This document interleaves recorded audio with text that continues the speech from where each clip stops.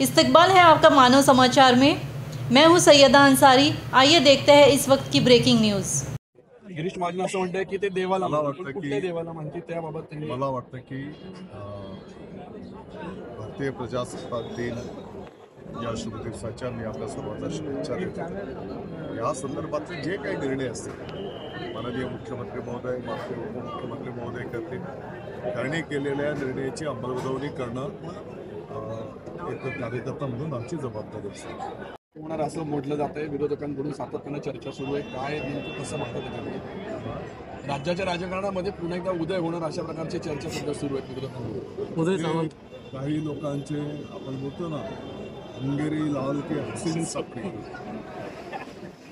स्वप्न पाहण्यावर अद्याप काही बंधनं नाही, त्यामुळे स्वप्न ज्यांना जायचं असेल त्यांना जाऊ शकता। मी एकटा समर्थ आहे पक्षाला असं त्यांनी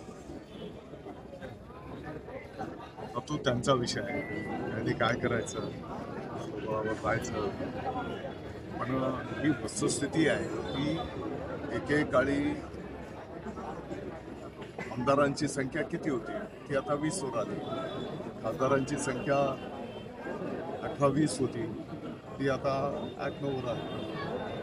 त्यांचं चिंतन त्यांनी केलं पाहिजे आहे त्या संदर्भात काय म्हणाल? तरांगेंना मी विनंती आवाहन करेन, त्यांचं जी प्रमुख मागणी आहे मराठा समाजाच्याही गोरगरिबांना त्या ठिकाणी आरक्षण मिळालं पाहिजे।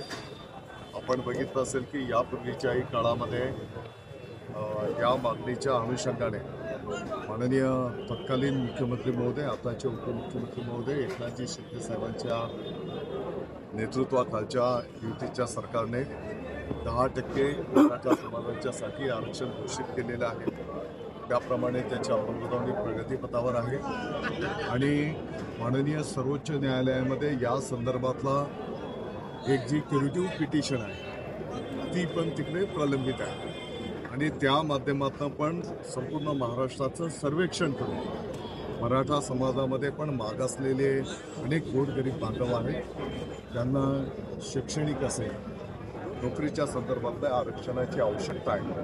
हा संपूर्ण अहवाल त्या ठिकाणी आपण मांडायला घेतो आहोत आणि म्हणून या सर्व गोष्टी प्रगतीपथावर आहेत।